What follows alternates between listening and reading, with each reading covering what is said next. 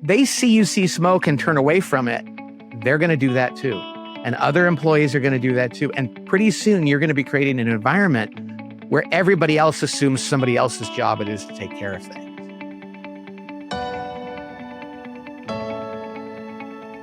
Welcome to At the Table, the podcast that lives at the intersection of leadership, culture, organizational health, and teamwork. My name is Pat Lencioni. I'm your host, joined by Cody Thompson, my co-host. Good afternoon, Cody. How you doing?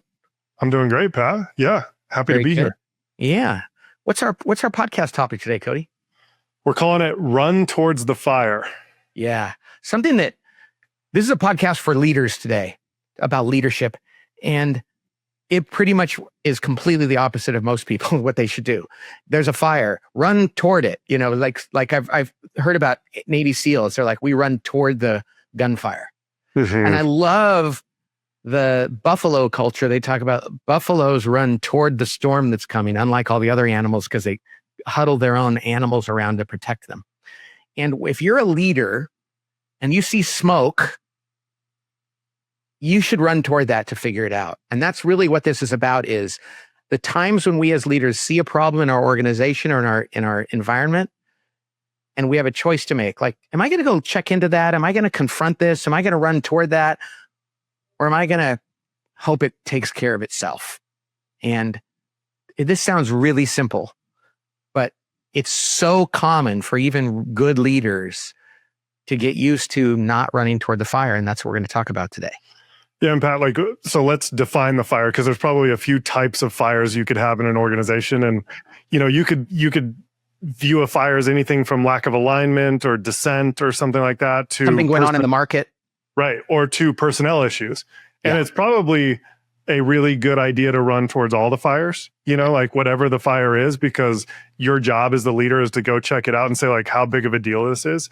But which of those do you want to tackle first? Or is there one particular that we had in mind? Well, I think we should talk about the personnel one, because the fires that come up all the time is like, there's a problem with a person.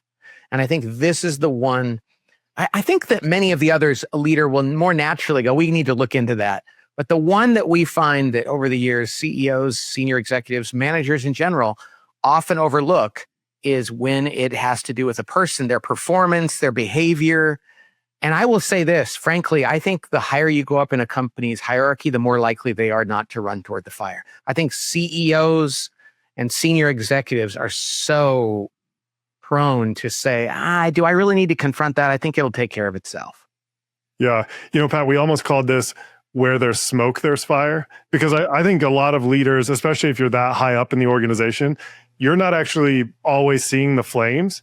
You might, in sort of like in the distance, we are going to beat this analogy to death by the end of this podcast, but to start is like, you're actually just seeing a little bit of smoke in the distance. And like you said, even good CEOs think, well, that's probably not a real fire, or maybe that's just a little one. And, somebody's already figured that out, so I don't need to pay attention to it. I'll just kind of stay over on my side of the organization and let that work itself out. Right.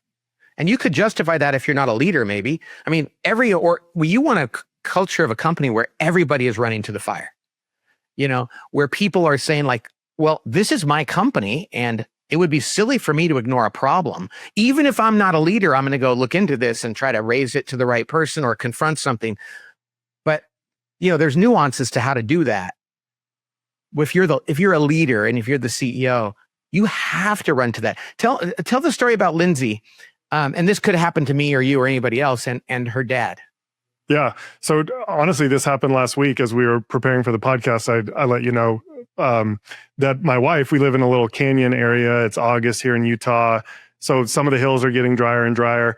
And she saw some smoke up on a mountain that's like a little bit further away from our house. And so she, thought, oh, that's a little curious, but clearly, everybody can see it. It's a big open valley. So a lot of people that are in the valley could have seen this fire. And so she decided not to call it in.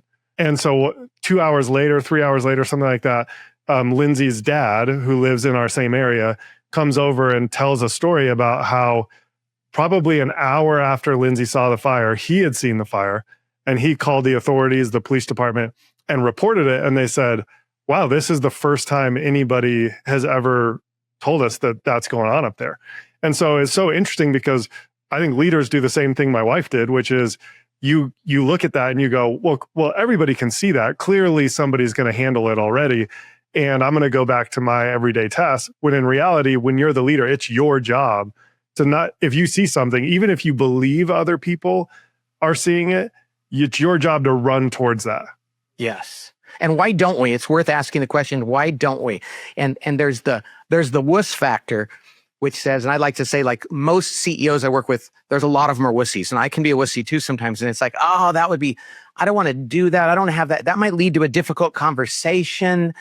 Maybe I'll just let it go and it'll work itself out. And so that's just the pure, I don't have the courage to do something that might be difficult. The other is kind of just the laziness. It's like, oh, that could open up a can of worms and I have to follow up with that. There's that.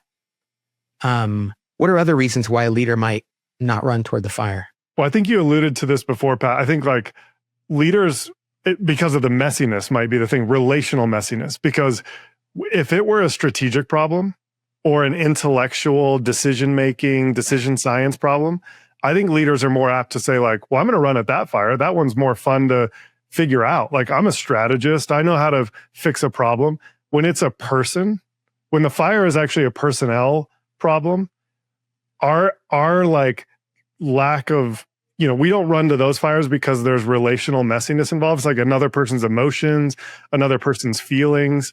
And what we end up doing is we're building all these layers in between the act where the fire is actually happening and us, and thinking like, well, you know what? Somebody else will take care of that.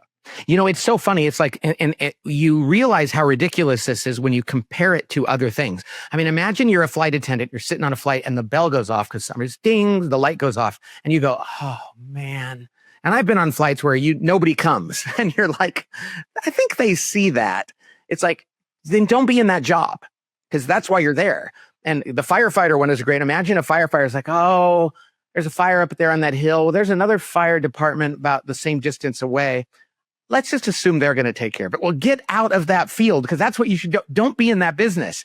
If you're a leader, and this gets at the motive, your job is to see smoke and go address it before it turns into a fire. And if you think that's a pain, then you have to ask yourself, why did you become a leader? Because your job is to take those difficult things on so that it doesn't turn into a bigger problem for everybody else. Your job is to experience a little bit of preemptive suffering and discomfort to avoid everybody else experiencing a lot of suffering and discomfort. Well, I actually like the idea of thinking of a person. Like, let's say you're in a corporate office space and we're in cubicles, or you have connection to customers or whatever else. When a person is the fire, it's affecting everybody around them. Yes. And I think, when we were discussing like, what are some reasons that we don't run and make these decisions faster? Jim Collins talks about like, hire slow and fire fast. Why is it that we actually don't run at these situations, especially personnel situations? Is, again, we're going to beat this analogy to death, is a lot of times if you're not inhaling the smoke on a day-to-day basis, leaders are like, well, it's not that big a deal. This is why it's one of the advice is to run towards it, is because what you don't realize is when you're not inhaling the smoke, let's say it's happening in a different portion of the office or in a different wing or a different floor, other people are. And they're inhaling the smoke of this bad decision, bad person that you've hired. And the message that you're sending to them, the people around them, is, hey, I don't care enough that it's bothering you. Yeah, that's the worst reason to do it. It's not impacting me. And that's the thing about leadership and the motive. And servant leadership is like, if it's impacting anybody in my company, I need to care. And when people go, well, it's not bugging me, it's not bothering me, I'll wait till the fire gets so close and then I'll fire them. But in the meantime, a bunch of other people are going to get burned and get smoke inhalation and all the other things to keep the analogy going. And so we have to realize that if anybody's breathing in smoke or potentially getting burned, that's our job first. That's what a leader is. It's the firefighter, the buffalo, the flight attendant, you pick your analogy.